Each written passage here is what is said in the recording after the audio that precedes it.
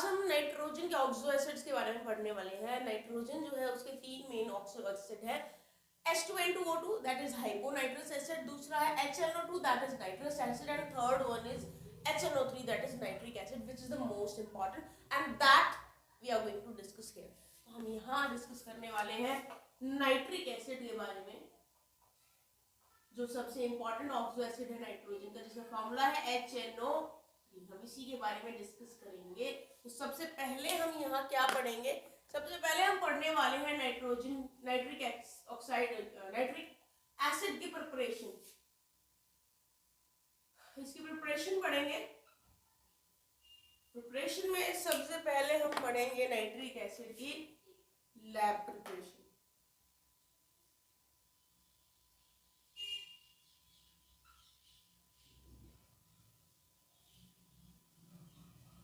Laboratory preparation पढ़ेंगे।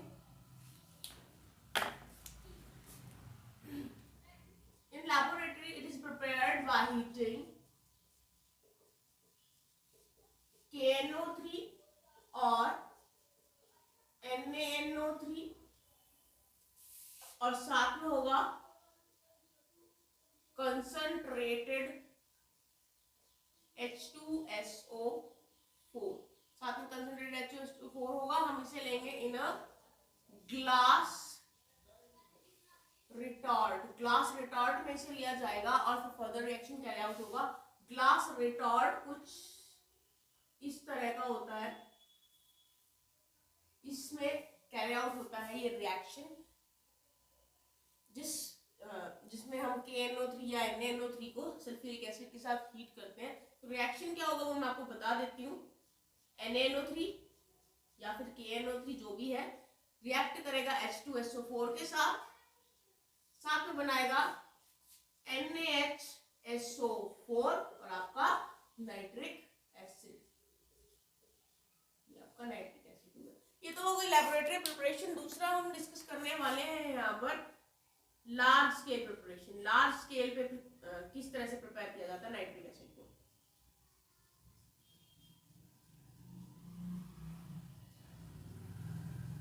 Large scale पे जो प्रिपेयर करा जाता है by Ostwald process.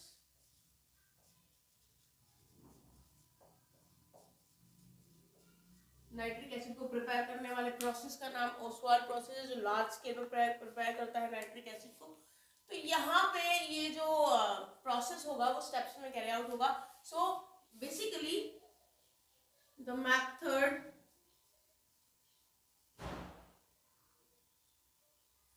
is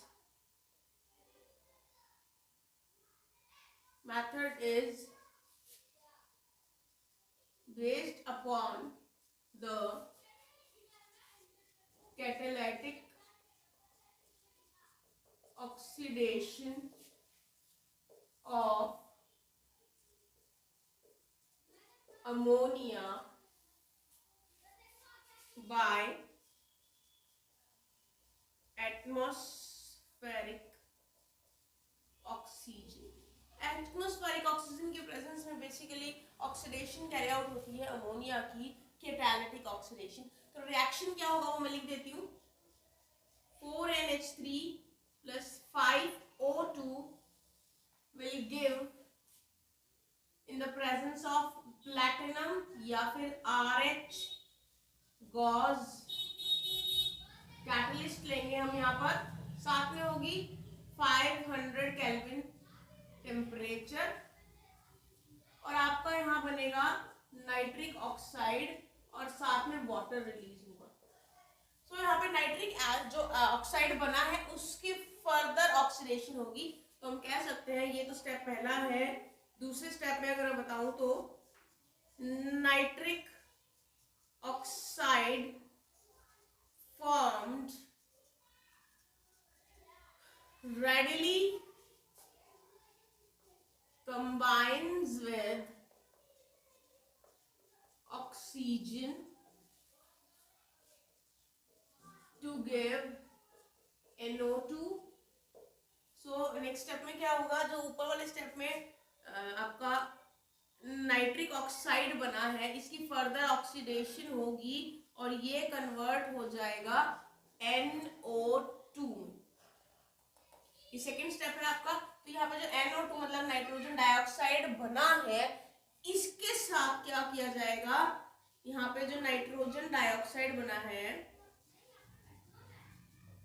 nitrogen dioxide formed dissolves in water to form HNO3।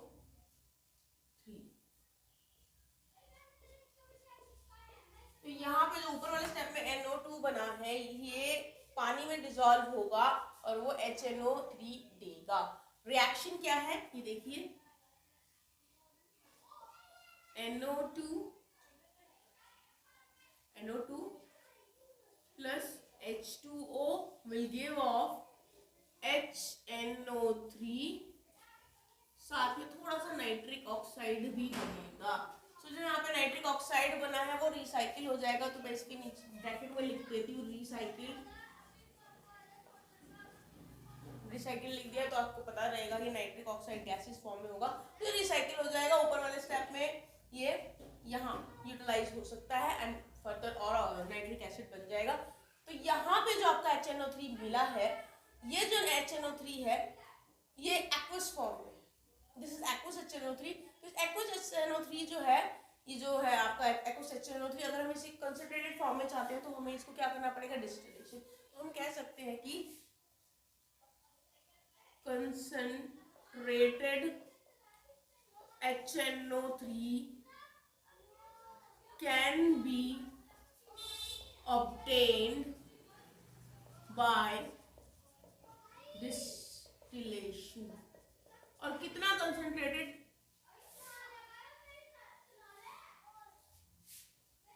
हम कह सकते हैं अप्रॉक्स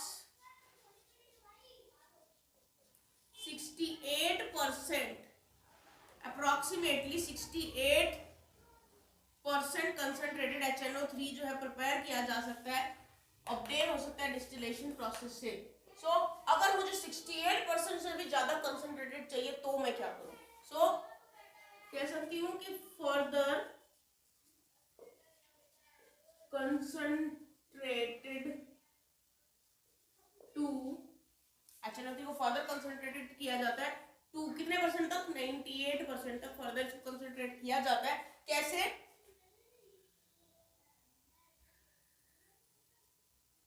बाय डिहाइड्रेशन। डिहाइड्रेशन किसकी प्रेजेंस में होगी? यहाँ पे डिहाइड्रेशन होगी with concentrated H2SO4।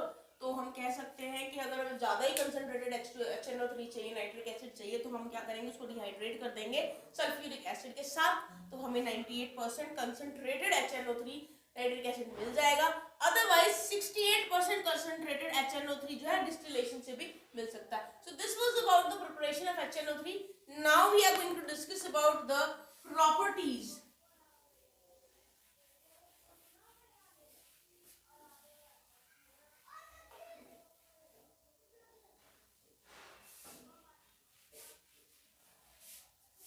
Next, we are going to discuss about the properties of nitric acid। और प्रॉपर्टीज में सबसे पहले हम डिस्कस करेंगे physical properties. Physical properties discuss करने वाले सबसे पहले हम, तो लेट्स स्टार्ट। फिजिकल प्रॉपर्टीज की अगर मैं बात करूं तो this is a colourless liquid form में है लेकिन कलरलेस है, राइट। फिर उसके बाद इसका फ्रीजिंग पॉइंट है अराउंड 231.4 केल्विन और इसका बॉइलिंग पॉइंट है अराउंड 355.6 केल्विन। तो इसका फ्रीजिंग और ये बॉइलिंग पॉइंट आ गया है। देन मैं आपको बता दूं जो लैब ग्रेड HNO3 है, lab grade HNO3 contains approximately 68% HNO3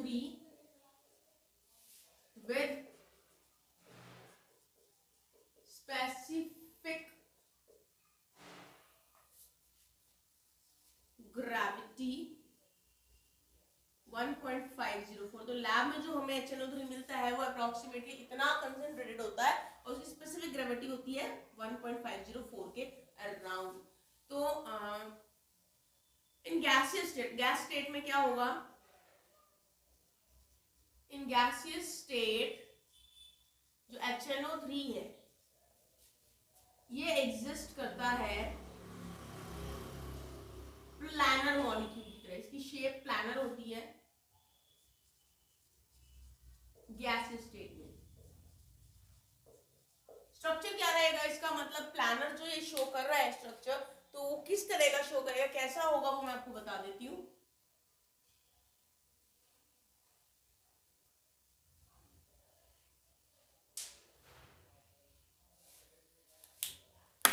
इसके अंदर ये होगा 96 पिकोमीटर बॉन्ड, ये एंगल होगा 102 डिग्री का, ये वाला एंगल थोड़ा सा बड़ा है that is 130 degree.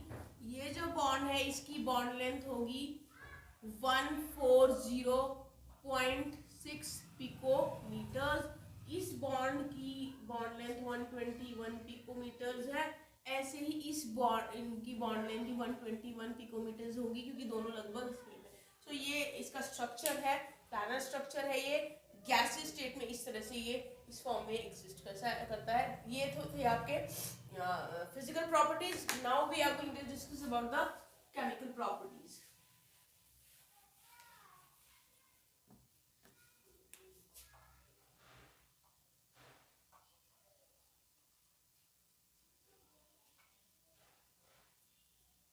Chemical properties discuss करते हैं।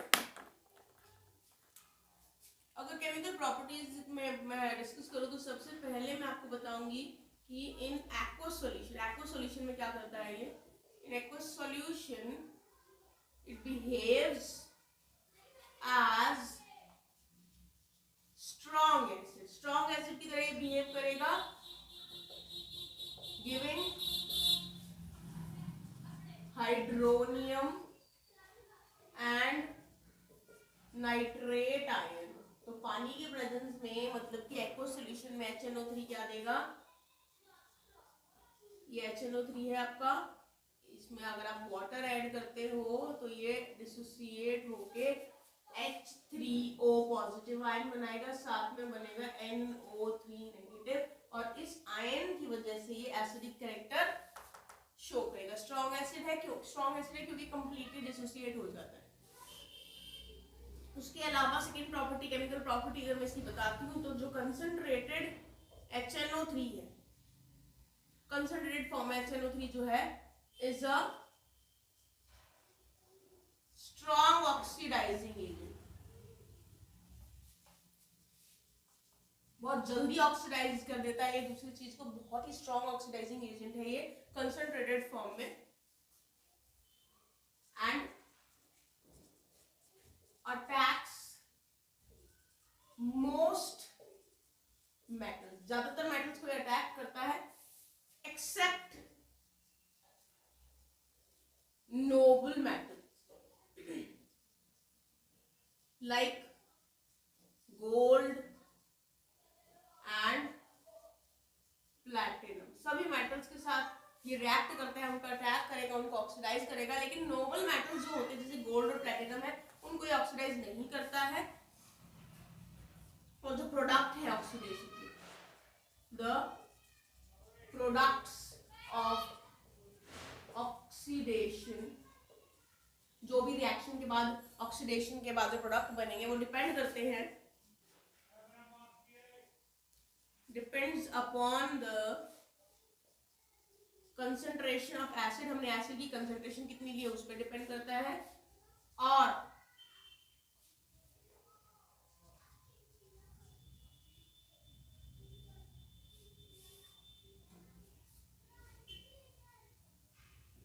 डिपेंड करेगा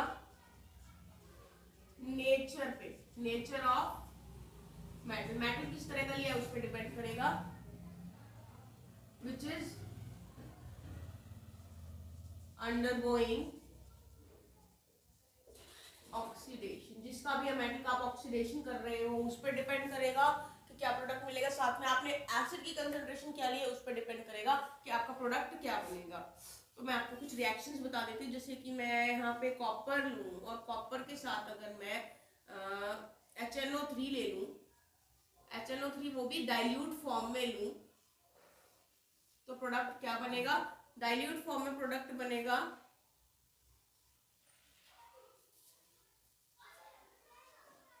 CuNO3 ये, साथ में बनेगा NO नाइट्रिक ऑक्साइड और साथ में वाटर भी रिलीज होगा, ये होगा। लेकिन अगर मैं कॉपर के साथ HNO3 की नाइट्रिक एसिड की रिएक्शन कराऊं, लेकिन उसको मैं लूं कंसंट्रेटेड फॉर्म में, तो उस केस के अंदर क्या होगा, कंसंट्रेटेड फॉर्म के अंदर जो प्रोडक्ट मुझे मिलने वाला है वो होगा CuNO3 साथ में होगा रिलीज नाइट्रोजन डाइऑक्साइड और वाटर। तो आप देख सकते हैं किस तरह से डिफरेंस आ गया है प्रोडक्ट में, ये देखिए डिफरेंट प्रोडक्ट्स आए हैं with the change in concentration of acid. एक और एग्जांपल मैं देती हूँ, मान के चलिए हमने Zn ले लिया और Zn का रिएक्शन मन कराया हमने HNO3 के साथ, डाइल्यूट फॉर्म में हमने HNO3 ले लिया है, तो हमारा जो प्रोडक्ट आएगा वो आएगा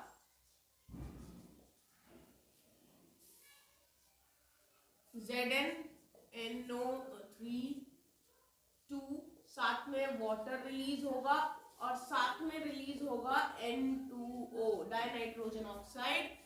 और अगर मैं Zn का रिएक्शन नाइट्रिक एसिड से, कंसंट्रेटेड नाइट्रिक एसिड से करा दूं, तो मेरा जो प्रोडक्ट आएगा वो आएगा ZnNO3 साथ में वाटर रिलीज होगा और साथ में रिलीज होगा नाइट्रोजन डाइऑक्साइड। तो आप देख सकते हो Zn के केस में, जिंक के केस में प्रोडक्ट बदल गए हैं, ये देखिए चेंज आया है। तो ये मैं आपको दिखा चुकी हूँ दो मेटल्स का रिएक्शन, एक बार डाइल्यूट नाइट्रिक एसिड से, एक बार कंसंट्रेटेड नाइट्रिक एसिड से, और किस तरह से वो प्रोडक्ट में चेंजेस आते हैं वो भी मैंने आपको बता दिए हैं। नेक्स्ट थर्ड पॉइंट पढ़ते हैं केमिकल प्रॉपर्टीज में हम।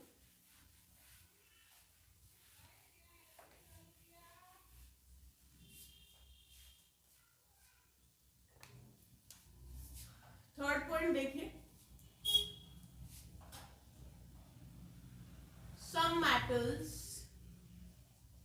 do not dissolve in concentrated HNO3। कुछ तो मेटल्स ऐसे होते हैं जो डिसॉल्व भी नहीं होते कंसंट्रेटेड HNO3 के अंदर। क्यों नहीं होते हैं? Due to the formation of passive film of oxide on the surfaces। Example ले लीजिए एल्यूमिनियम, कुछ एग्जाम्पल्स आप भी सर्च कीजिएगा उन मेटल्स के जो nitric acid, concentrated nitric acid में डिसॉल्व नहीं होते, क्योंकि उनके केस के अंदर ऑक्सीडेशन तो होती है, लेकिन नाइट्रिक एसिड के साथ जब ये मेटल्स रिएक्ट करते हैं तो उनके सरफेस पे एक पैसिव फिल्म बन जाती है ऑक्साइड की। ऑक्सीडेशन होती है लेकिन वो जो फिल्म बनती है उनके सरफेस पे ऑक्साइड की, वो पैसिव होती है, वो फर्दर रिएक्ट करती नहीं है, इसलिए वो मेटल की जो रिएक्शन है वही की वही रुक जाती है। तो एग्जांपल एक मैंने आपको एल्यूमिनियम बता दिया है, कुछ examples you have to search. Now fourth point देखिए, concentrated HNO3 also oxidizes non metals को भी ऑक्सीडाइज करते हैं। देखिए जैसे मैं आपको कुछ एग्जांपल्स बताती हूँ यहाँ पे। HNO3 आयोडीन, HNO3 क्या करता है, HNO3 जो है ऑक्सीडाइज करता है आयोडीन को आयोडिक एसिड में, ऑक्सीडाइज कर देगा, आयोडिक एसिड बना देगा। तो रिएक्शन देखिए यहाँ पे I2 प्लस में 10HNO3 विल गिव 2HiO3, ये आपका आयोडिक एसिड है। साथ में रिलीज होगा NO2 और वाटर। उसके अलावा आयोडीन के अलावा ये कार्बन को ऑक्सीडाइज करके कार्बन डाइऑक्साइड में कन्वर्ट कर देता है। रिएक्शन देख लीजिए, C+HNO3 will give of CO2, ये हो गया आपका ऑक्सीडेशन प्रोडक्ट। साथ में वाटर रिलीज होगा और साथ में रिलीज होगा NO2। नेक्स्ट देखिए, ये सल्फर को ऑक्सीडाइज करता है और सल्फ्यूरिक एसिड में कन्वर्ट कर देता है। Let's see the reaction now. S8 plus में 48HNO3 will give 8H2SO4 plus में 48NO2 और साथ में 76H2O। सो ये रहा आपका oxidation product and it converts phosphorus to phosphoric acid। phosphoric acid में कन्वर्ट कर देगा ये phosphorus को। रिएक्शन है P4 प्लस में 20HNO3 will give of 4H3PO4, ये है आपका ऑक्सीडेशन प्रोडक्ट फॉस्फोरिक एसिड। और साथ में आपका रिलीज होगा 20NO2 plus 4H2O। So these were the chemical properties जिसमें मैंने आपको बताया किस तरह से ऑक्सीडाइज करता है मेटल्स को भी और नॉन मेटल्स को भी। So please do the written practice of these equations. Now I am going to tell you about a test जो आप लैबोरेटरी में भी करेंगे प्रैक्टिकल्स में। So now I am going to tell you about the brown ring test जो nitrates की detection के लिए यूज होता है। और क्योंकि HNO3 में नाइट्रेट है, NO3 नेगेटिव आयन है, तो इसीलिए मैं आपको ये बता रही हूँ। किस पर डिपेंड करता है ये टेस्ट? इस टेस्ट में होता क्या है? Let's see. It depends upon the ability of Fe2 positive ion to reduce nitrates to nitric oxide which reacts with Fe2 positive to form brown colored complex। ये डिपेंड करता है, मतलब ये जो टेस्ट है ये किस पे डिपेंड करता है कि Fe2 पॉजिटिव आयन जो कि हम अभी डिटेक्शन करेंगे स्पेसिफिकली जो इस टेस्ट में होता है वो मैं बताऊंगी आपको। तो वहां जो भी हम उसमें चीजें लेंगे टेस्ट में, उसमें होता है कि Fe2 positive ion, ferrous sulphate लेंगे, आगे बताऊंगी मैं आपको। तो उसमें होता है Fe2 पॉजिटिव आयन। तो Fe2 पॉजिटिव आयन में कितनी टेंडेंसी है कि वो नाइट्रेट्स जिसमें भी हम डिटेक्ट करने वाले हैं नाइट्रेट है या नहीं है, तो उनमें प्रेजेंट नाइट्रेट को नाइट्रिक ऑक्साइड में कन्वर्ट करने की जो टेंडेंसी है Fe2 पॉजिटिव आयन की, उस पे ये टेस्ट डिपेंड करता है। और यहाँ पे Fe2 पॉजिटिव आयन नाइट्रेट से रिएक्ट करके एक ब्राउन कलर कॉम्प्लेक्स बनाता है जो कि आपको शो होगा brown colour, and that's why it is known as brown ring test. तो एक्चुअली इसमें होगा क्या, कैसे कैरी आउट होता है वो बता रही हूं मैं। This test is carried out by adding dilute ferrous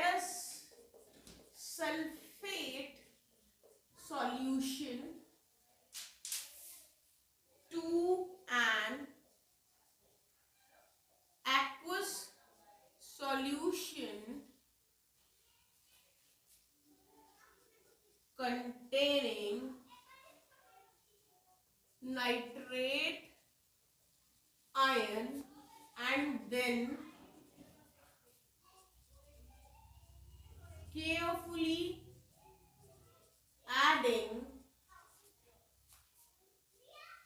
concentrated H2SO4 along the walls of the test tube. अब ये है आपका प्रोसीजर कि हमें प्रोसीजर क्या फॉलो करना है। हम क्या करेंगे, हमें जिस भी सॉल्ट के अंदर नाइट्रेट आयन को टेस्ट करना है उसका एक्वस सॉल्यूशन ले लेंगे। उस एक्वस सॉल्यूशन के अंदर हम ऐड करेंगे डाइल्यूट फेरस सल्फेट सॉल्यूशन। कर दिया हमने ऐड। अब उसके अंदर हम केयरफुली ध्यान से हम ऐड करेंगे टेस्ट ट्यूब की वॉल से साइड से हम ड्रॉपर की हेल्प से टेस्ट ट्यूब की वॉल पे धीरे धीरे ड्रॉप बाय ड्रॉप हम डालेंगे इसमें कंसंट्रेटेड H2SO4। तो ये हो गया हमारा प्रोसेस कि हमें कैरी आउट क्या करना है। ऐसा करने से क्या होगा, अगर नाइट्रेट आयन प्रेजेंट है आपके एक्वस सॉल्यूशन में, a brown ring at the interface between the solution and the sulfuric H2SO4 acid, sulfuric acid layer indicates the presence of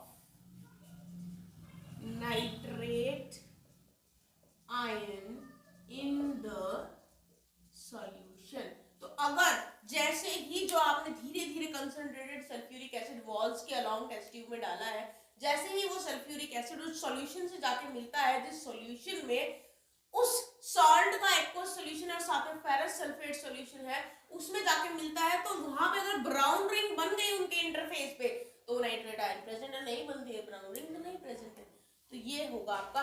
और अब मैं रिएक्शन क्या होंगे देखिए, NO3 आयन, नाइट्रेट आयन जो आपने एक्वस सॉल्यूशन लिया है सब्सटेंस का जिसमें डिटेक्शन करनी है, वो वहां से नाइट्रेट आयन आएगा और वो रिएक्ट करेगा Fe2 पॉजिटिव आयन जो कि फेरस सल्फेट से आएगा। और आपने क्योंकि इसमें एसिड डाला है, सल्फ्यूरिक एसिड डाला है, तो वहां से आएगा आपका H पॉजिटिव आयन और ये रिएक्ट करके बनाएंगे NO और Fe2 पॉजिटिव कन्वर्ट हो जाएगा Fe3 पॉजिटिव में और रिलीज होगा वाटर। तो एक्चुअल में ये रिएक्शन होगी। तो ऐसा होने से एक कॉम्प्लेक्स बनेगा FeH2O6 2 पॉजिटिव, राइट। और ये कॉम्प्लेक्स NO से रिएक्ट करके बनाएगा एक और complex FeH2O5 NO2 positive and H2O is released and this complex which is formed will give brown color. That's why it is known as brown ring test and this was the brown ring test for detection of nitrates. अब ये करने के बाद मैं आपको nitric acid की uses भी बताऊंगी।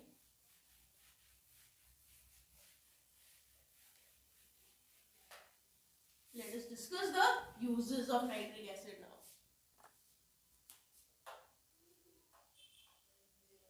Uses of nitric acid हम डिस्कस करने वाले हैं अब।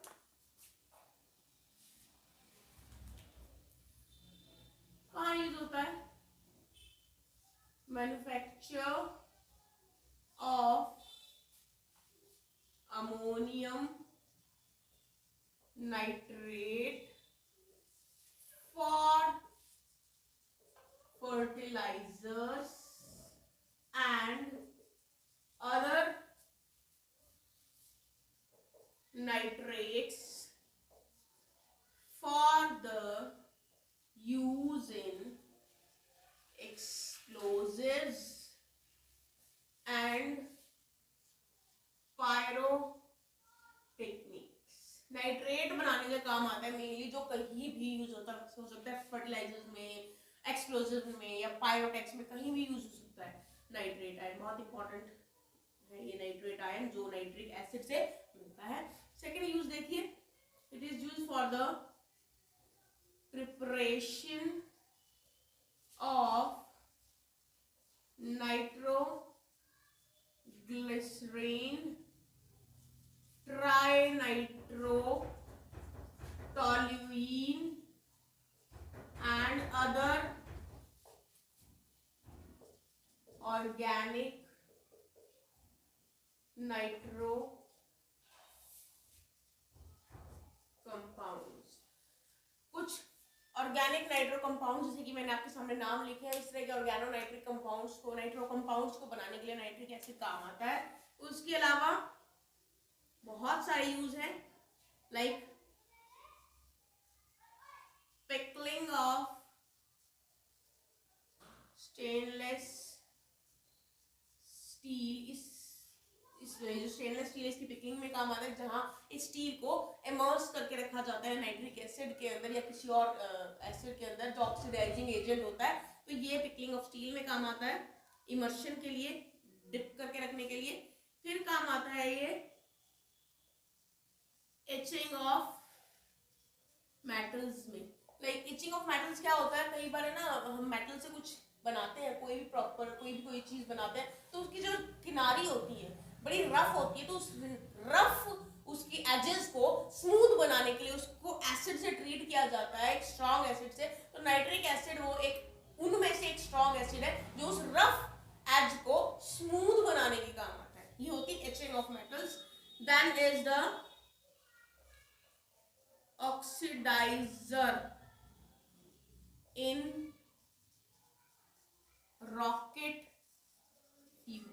रॉकेट फ्यूल में एज एन ऑक्सीडाइजर ये काम करता है। रॉकेट फ्यूल में दो चीजें होती है, एक तो फ्यूल खुद, दूसरा ऑक्सीडाइजर। फ्यूल को जलाने के लिए एनर्जी जो है जनरेट करने के लिए उसको ऑक्सीडाइज होना जरूरी है, तो उसके लिए चाहिए ऑक्सीडाइजर। ऑक्सीडाइजर प्रोवाइड्स ऑक्सीजन, तो nitric acid is one of the oxidizer in rocket fuel which is used for providing oxidation or which is used to provide oxygen to the fuel in the rocket. So these were the uses of nitric acid. So हमने यहाँ पे nitric acid की preparation, उसके बारे में हमने properties और uses पढ़ लिए हैं, साथ में हमने टेस्ट भी पढ़ा है।